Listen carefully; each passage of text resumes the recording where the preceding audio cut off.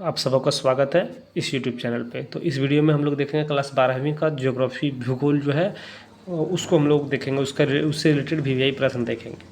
तो वीडियो को लास्ट तक देखने का प्रयास कीजिएगा और चैनल के ऊपर अपने चैनल को सब्सक्राइब जरूर कर लीजिएगा। आप चैनल को सब्सक्राइब करके हमें सपोर्ट कीजिए। आप लोग डांस, नाच और अदर वीडियो को लाइक और सब्सक्राइब करते हैं, है ना। तो इसको जरूर आप चैनल को सब्सक्राइब और वीडियो को लाइक जरूर कीजिएगा। आप हमें सपोर्ट कीजिए, आप लोगों की सख्त ज़रूरत है आप।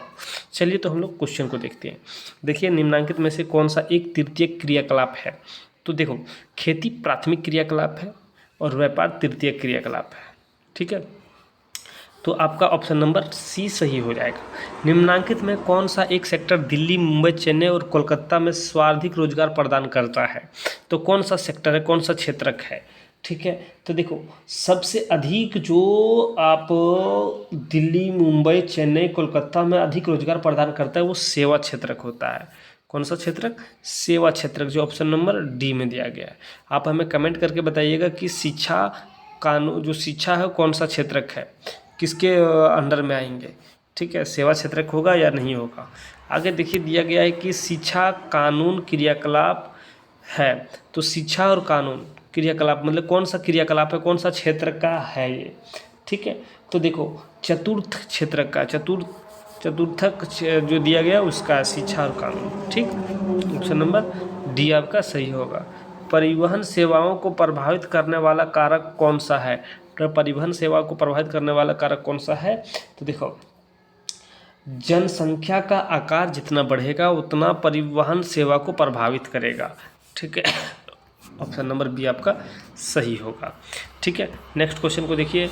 नेक्स्ट क्वेश्चन को देखिए आप, दिया गया है कि वे काम जिनमें उच्च परिमाण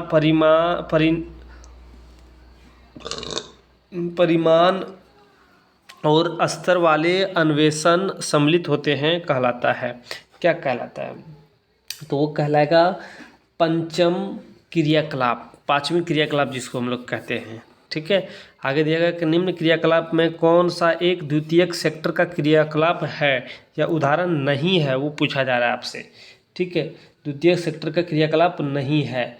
ठीक है, तो बताइए। तो देखिए, इसका सही आंसर क्या होगा? इसका सही आंसर ऑप्शन नंबर सी होगा, मछली पकड़ना। ठीक, ऑप्शन नंबर सी। ठीक, आगे देखिए, आगे दिया गया, कहता है निम्नांकित में से कौन सा क्रियाकलाप चतुर्थ सेक्टर से संबंधित है? चतुर्थ सेक्टर से संबंधित है कौन सा क्रियाकलाप है? तो इस क्रियाकलाप को देखिए यहाँ पे ऑप्शन जैसे कि कागज और लुगदी निर्माण, ये नहीं होगा। विश्वविद्यालयों का अध्यापन, हाँ यही होगा। चतुर्थ सेक्टर की बात हो रही है ना, तो चतुर्थ सेक्टर में क्रियाकलाप विश्वविद्यालय अध्ययन जो है वो हो जाएगा आपका। ठीक है, ऑप्शन नंबर बी। ठीक है, चलिए आगे देखिए, निम्नांकित में से चिकित्सा पर्यटन वाला क्षेत्र कौन सा है? तो चिकित्सा और पर्यटन, डॉक्टरी और घूमने वाला देश कौन सा है? तो थाईलैंड कह सकते हैं आप, सिंगापुर, मलेशिया, भारत। तो इसका सही आंसर क्या होगा? तो चार ऑप्शन, जिससे कि तीन ऑप्शन आप देखें कि इनमें से कौन सा होगा। तो इनमें से सभी सही आंसर होगा।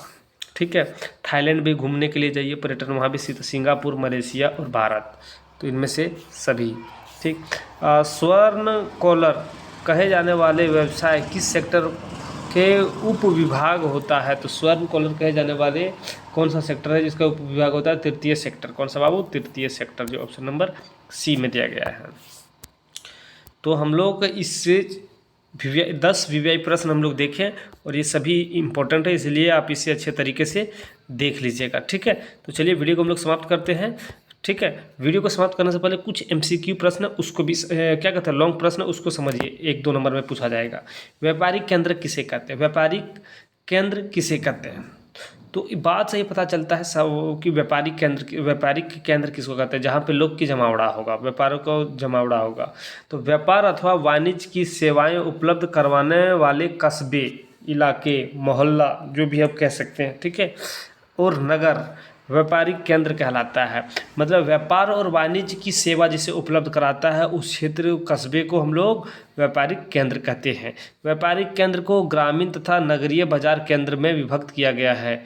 देखो वो व्यापारिक केंद्र जैसे कि ग्रामीण क्षेत्र में और नगरीय क्षेत्र में बांटा गया है। अब यहाँ पे व्यापारी क्षेत्र जैसे कि ग्रामीण क्षेत्र में देखिएगा कि हर दिन एक हाट लगता है, सप्ताह में एक टाइम एक बार आपके यहाँ बाजार लगता है जिसको हम लोग कहते हैं। तो एक व्यापारिक केंद्र उपलब्ध कराने का एक सोचा गया। नगरीय में ये भी होता है कि वहाँ पे डेली डेली आप मॉल दुकान लगाया जाता है, वो आपका नगरीय बाजार केंद्र का हो गया। ठीक है,